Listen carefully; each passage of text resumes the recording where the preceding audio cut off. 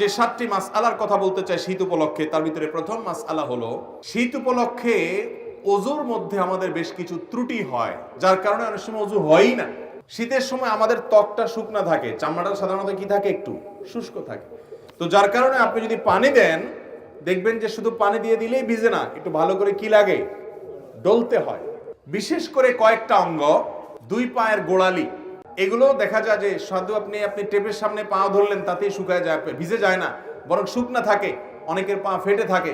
এই জন্য এটাকে ডলে ডলে কি করতে হয়, ভেজাতে হয় এবং ধুইতে হয়, পানি লাগাইতে হয়। কারণ ত্বক যদি শুকনা থাকে ওযু হবে।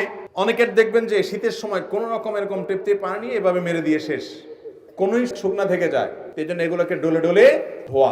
অনেকে আছে মুখ ধোন কোন রকম তাড়াহুড়া করে, কানের লতি, এই যে গোড়ার অংশ, চুলের অংশ, গোড়া, এগুলোতে দেখা যায় শুকনা থেকে যায়। নবী করিম সাল্লাল্লাহু আলাইহি ওয়াসাল্লাম বলেছেন, ওয়াইলুল লিল আকাবি মিনান নার, তোমাদের পায়ের গিরা গোড়ালি এগুলোকে জাহান্নামের আগুন থেকে বাঁচাবা, কারণ এগুলো যদি শুকনা থেকে যায় সেগুলো জান্নাতে যাবে না, জাহান্নামে যাবে। এজন্য শীতের মৌসুমে বিশেষভাবে আমাদের ওযুর এই অঙ্গগুলো যেন শুকনা না থাকে সেজন্য ডলে ডলে ওযু করতে হবে। এটা একটা গুরুত্বপূর্ণ মাসআলা। আর ওযুর ক্ষেত্রে আপনারা একটা হাদিস নিশ্চয় খেয়াল করে থাকবেন যে নবী করিম সাল্লাল্লাহু আলাইহি সাল্লাম যেখানে ওযুর কথা বলেছেন সেখানে ইসবাগের কথা বলেছেন। আসবিগুল ওযু, আসবিগুল ওযু আই আকমিলুল ওযু, মানে ওযুকে পূর্ণাঙ্গভাবে করো, ভালোভাবে করো।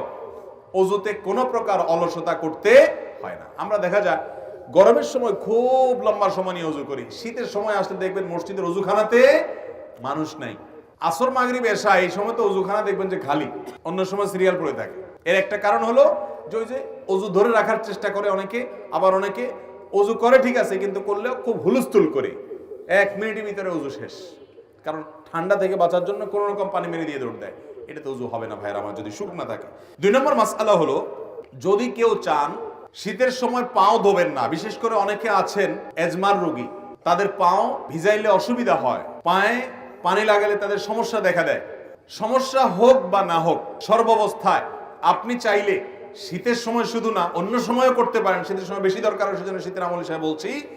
আপনি চাইলে পূর্ণাঙ্গ ওযু করলেন, কথার কথা দুপুর বেলায় বা সকাল বেলায় ওযু করলেন, হাত ধুলেন, মুখ ধুলেন, মাথা মাসা করলেন এবং পাও ধুলেন। পাও ধোয়ার পর অর্থাৎ পূর্ণাঙ্গ ওযু করার পর ওযু অবস্থায় যদি আপনি মোজা পরেন এবং মোজাটা যদি চামড়ার হয়, চামড়া মোজা হলে সর্বসম্মতিক্রমে মাসা হয়ে যাবে। কাপড়ের মোজা হলে মাসা হবে কিনা ইখতিলাফ আছে। তবে আমাদের আজকাল যেসব মোজা পাওয়া যায় একেবারে পাতলা, পরলে পার ভিতরে ফাঁকা দেখা যায়, এটা পরে নরমালি হাঁটা যায় না অনেক দূর পর্যন্ত, এগুলো তো মাসা কোনো হওয়ার কোনো সুযোগ নেই। তো যাই হোক, আপনি যদি ওযু করার পর এরকম মোজা পরেন তাহলে সেক্ষেত্রে সেই মোজা পরা অবস্থায় আপনার বাড়িতে অবস্থান থাকাকালীন করলে 24 ঘন্টার মধ্যে ওই মোজা খোলা ছাড়া আপনি ওযু করতে পারবেন। কিভাবে? আপনি হাত ধুলেন, মুখ ধুলেন, মাথা মাসে করলেন, পা ধোয়ার সময় আসলে আপনি ভিজা হাত দিয়া পায়ের উপরে, তলায় না, উপরে এরকম করে একটা টান দিলেন ডান পায়ে, আবার আরেক হাত ভিজায়া বাম পায়ে এরকম একটা টান দিলেন, বা ভিজা হাত দিয়া দোনো পাও আপনি টান দিলেন। তো এইভাবে মাসাহ করার মাধ্যমে পাও ধোয়ার কাজ হয়ে যায়। এবং এটি আহলুস সুন্নাহ ওয়াল জামাতের গুরুত্বপূর্ণ একটা আকীদা যে তারা আহলুস সুন্নাহ ওয়াল জামাতের সকলেই মাসাল খুফাইন বা মুজার উপরে মাসা করাকে জায়েজ মনে করে। নবী করিম সাল্লাল্লাহু আলাইহি সাল্লাম মাসা করেছেন, আলী রাদিয়াল্লাহু তাআলা আনহুকে নির্দেশ করেছেন, বিধায় মুজার উপরে মাসা করলে সওয়াব কোনো কম হবে।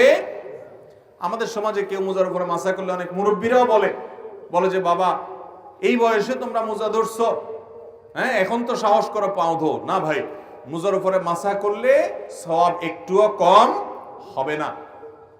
তো শীতের মৌসুম বিশেষ করে মুজার উপরে মাসা করা আমলটি করা যেতে পারে। অনেক মুরব্বী আছেন, অনেক অসুস্থ মানুষ আছে, এজমার রোগী আছে, কষ্ট হয়, তারপরও সে মুজার উপরে মাসা করে না, না জানার কারণে।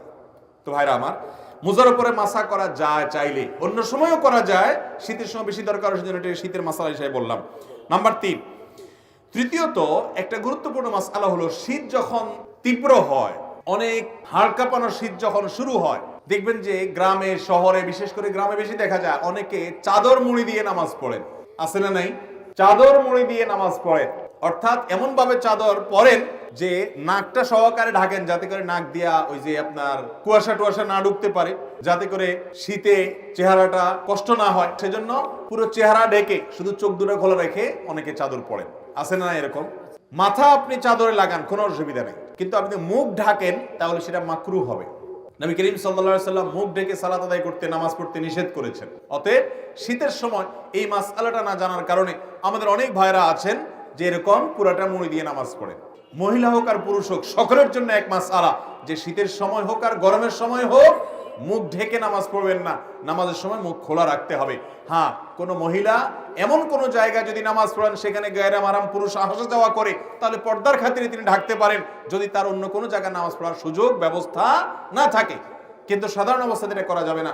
এই জন্য ভাইরা আমার, শীতের সময় মাসআলাটাও মাথায় রাখতে হবে যেন মুখ ঢাকা না হয় আমাদের চাদর দিয়ে। অনেকে মাফলার দিয়েও করে, চাদর না, মাফলারে এমন ভাবে পেঁচায় শুধু চোখ দুটো বাইরে হয়ে থাকে এবং নাক মুখ সব মাফলারে পেঁচানো থাকে। এরকম করলে নামাজ হয়ে যাবে কিন্তু ত্রুটিপূর্ণ হবে এবং মাকরুহ হবে। নাম্বার 4, অনেকে শীতের সময় জ্বরের কারণে অথবা ঠান্ডা লাগছে, প্রচন্ড সর্দি হয়েছে, এই জন্য তিনি নামাজ পড়েন না। এখন কথা হলো যে আমার শীতের মৌসুমে জ্বর বা ঠান্ডা এমন ভাবে লাগছে যে আমি ওযু করতে গেলে অসুস্থ হয়ে যাব, তাহলে তার জন্য নামাজ মাফ কিনা? উত্তর হলো নামাজ মাফ না। তিনি প্রয়োজনে পানি গরম করে ওযু করবেন। পানি গরম করে ওযু করে যদি তিনি তার এই কষ্ট দূর করতে পারেন তাহলে ফাবিহা ওয়া নি'মা, ভালো।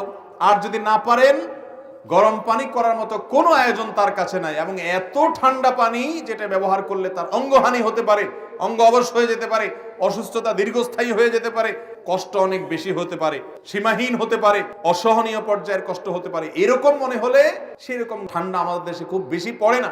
যদি এরকম হয় তাহলে সে ব্যক্তি তায়াম্মুম করতে পারবে, তারপরেও নামাজ ত্যাগ করার সুযোগ। ইসলামের সবকিছুর বিকল্প আছে, নামাজের কোনো বিকল্প ইসলামে। আপনি সফরে আছেন, রমজানের রোজা রাখতে পারছেন না, অসুস্থ হয়েছেন, রোজা রাখতে পারছেন না, অসুবিধা নেই, অন্য সময় রেখে দিলে চলবে। নামাজের মধ্যে এটা চলবে? অসুস্থ আছেন আপনি, নামাজ অন্য সময় পড়লে হবে না, ওই অবস্থাতেই পড়তে হবে। দাঁড়ায় না পারলে বসে পড়বেন, বসে না পারলে শুয়ে পড়বেন। আপনি নামাজ হাত নাড়াতে পারছেন না, ইশারা করে পড়বেন, কিন্তু আপনাকে পড়তে হবে। মোহতারাম হাজিরিন, সেই নামাজ আমরা অনেকে পড়ি না, অনেকে অবহেলা করি। ইসলামের নামাজের চাইতে গুরুত্বপূর্ণ কোনো আমল আর নাই। আপনি অন্য কোনো আমল করেন বা না করেন, নামাজ না পড়ার কোনো সুযোগ আল্লাহ তাআলা আমাদেরকে বোঝার তৌফিক দান করুন। তাহলে ভাইরা আমার, 4 নম্বর মাসআলা হলো যে শীতের সময় জ্বর ঠান্ডা সর্দি যাই হোক না কেন, নামাজ ত্যাগ করা যাবে না, ওযু ত্যাগ করা যাবে না। প্রয়োজনে গরম পানি দিয়ে করবেন, প্রয়োজনে গরম পানির কোনো অ্যারেঞ্জমেন্ট না থাকলে আপনি তায়াম্মুম করবেন। গরম পানির কোনো ব্যবস্থা নাই, এটা জেলখানায় হতে পারে, বাসা বাড়িতে সবাই আশেপাশে চুলা আছে, চাইলেই গরম পানির ব্যবস্থা করা যায়, ফ্লাস্কে রেখে আপনি ওযু করতে পারেন। 5 নম্বর মাসআলা হলো, অনেকে জানতে চান শীতের সময় যে এই যে শীত বস্ত্র দানের কথা একটু আগে আমরা বললাম, শীতের সময়ের একটা গুরুত্বপূর্ণ কাজ হলো শীতার্ত মানুষের শীত বস্ত্রের ব্যবস্থা করা। এখন প্রশ্ন হলো, যাকাতের টাকা দিয়ে শীত বস্ত্র দেওয়া যাবে কিনা? তো এর উত্তর হলো, যাকাতের টাকায় শীত বস্ত্র দেওয়া যাবে ওই ব্যক্তিকে যে ব্যক্তি যাকাতের হকদার, তার শীত বস্ত্র কেনার টাকা নাই, তখন আপনি তাকে শীতের কাপড় কিনে দিলেন, যাকাতের টাকা থেকে এটা জায়েজ আছে। কিন্তু আমরা সুন্নাহ ফাউন্ডেশন থেকে বা আরো বিভিন্ন সামাজিক সংগঠনগুলো যে শীতবস্ত্র বিতরণের উদ্যোগ নিয়ে থাকে, সেখানে যাকাতের টাকা আপনারা দিবেন না। আমরাও বলি যে আমাদের এখানে কেউ যাকাতের টাকা দিবেন না, কারণ আমরা যখন বিভিন্ন এলাকাতে গরিব দুঃখীদের মধ্যে শীতের কাপড় দেই, তখন কে যাকাতের হকদার আর কে যাকাতের হকদার না, এটা এতটা বেছে বেছে দেওয়া সম্ভব হয় না। যার কারণে যাকাতের টাকা দিয়ে শীতের কাপড় দিলে আপনার জানাশোনা কোনো গরিব যিনি অবশ্যই যাকাতের হকদার, তাকে আপনি দিতে পারবেন, কোনো অসুবিধা নেই। নাম্বার 6, একটা গুরুত্বপূর্ণ মাসআলা হলো, শীতের সময় অনেকে দেখা গেল শুধু চাদর গায়ে দিয়ে নামাজ পড়ছেন, তো চাদরের ভিতরেই হাতটা থাকে, হাত উঠানো, হাত বাঁধা, এই মুভমেন্ট করা, এই সবগুলো চাদরের ভিতরে করা, কারণ বাইরে করলে শীত লাগে। এই রোগটা আছে না নাই, এটাও হাদিসে পরিষ্কার ভাবে নিষেধ। আপনি যদি এক কাপড়ে, যে কাপড়ে নামাজ পড়েন, ধরেন আপনি চাদরে নামাজ পড়ছেন, তো আপনি হাত উঠানোর জন্য, হাত বাঁধার জন্য চাদরের বাইরে হাতটা বের করে নেবেন। আর যদি জামা গায়ে দেওয়া থাকে তাহলে তার বাইর করার কিছু নেই, হাতার ভিতরে হাত থাকাই যথেষ্ট। কিন্তু চাদরের ভিতরে যদি আপনি নামাজ পড়েন বা আপনি বড় কোনো কাপড়ে নামাজ পড়েন, তাহলে সেক্ষেত্রে শীতের জন্য ভিতরে ভিতরে আপনি সেরে ফেললেন, হাতটার বাইর করলেন না, নামাজ হয়ে যাবে, কিন্তু এটা মাকরুহ এবং অনুচিত কাজ। শীতের সময় এই কাজটা অনেক বেশি হয়ে থাকে, এটা লক্ষ্য রাখতে হবে। এটা 6 নম্বর মাসআলা। 7 নম্বর মাসআলা হলো, শীত একটু বেশি হলে, গরমের সময় দেখা যায় গরম একটু বেশি হলে কিছু মানুষ দেখবেন যে শীতের মা বাপ 14 গোষ্ঠী তুলে গালি দেয়। দেখছেন আপনারা? গালিগুলো তো আর আপনাদের কারো অজানা না, আশেপাশে বিভিন্ন মানুষ দেয় না, মা তুলে বাপ তুলে, শীতের আবার মা বাপ আছে, সে মা বাপ তুলে মুখ খারাপ করে, লানত দেয়। তিরমিজির হাদিসে আসছে, নবী করিম সাল্লাল্লাহু আলাইহি ওয়াসাল্লাম বলেছেন, কোন ব্যক্তি যদি এমন কোন বস্তুকে, আল্লাহর এমন কোন সৃষ্টিকে যদি লানত দেয় যে লানত পড়ার ক্ষেত্র না, তাহলে সেই লানতটা তার উপরে বর্ষণ হয়। ভাইরা আমার আগের বক্তা আলোচনা করছেন রাগ দমন করা নিয়ে। এসব ওয়াজ হয় না আজকাল, দরকারি ওয়াজ ভাই। রাগ দমন করতে হবে। অনেক নামাজি মানুষ কিন্তু বদমেজাজি আছে না নাই? দাড়িওয়ালা মানুষ সবই ঠিক আছে মাশাআল্লাহ, মেজাজটা এত বিশ্রী যে একজন ইমানদার এত বিশ্রী আচরণ হওয়ার কথা। অতএব ভাইরা আমার, শীতের তীব্রতায় বা গরমের তীব্রতায় কোন অবস্থাতে শীত বা গরমকে গালমন্দ করা, লানতান করা, অভিশাপ দেওয়া বা বাজে কথা বলা, এটা জাহেল মানুষের কাজ। ইমানদার তো শীত যত তীব্র হবে তার জাহান্নামের কথা তত বেশি স্মরণ হবে, সে তত আরো ভালো কথা বলবে, আরো বিনম্র হবে, আল্লাহর কাছে পানা চাইবে, বাজে কথা বলবে না। আল্লাহ তাআলা আমাদের সবাইকে এই শীতের মৌসুমে আল্লাহকে সন্তুষ্ট করার মতো আমলগুলো করে যাওয়ার তৌফিক দান করুন। এবং শীত উপলক্ষে যেসব মাসআলার ব্যাপারে আমাদের বিশেষ যত্ন থাকা উচিত, সতর্ক থাকা উচিত, সেগুলোর পরে আমরা যেন বিশেষভাবে সতর্ক থাকতে পারি, যত্নশীল থাকতে পারি। আল্লাহ তাআলা আমাকে, আপনাকে, আমাদের সবাইকে আমল করার তৌফিক দান করুন।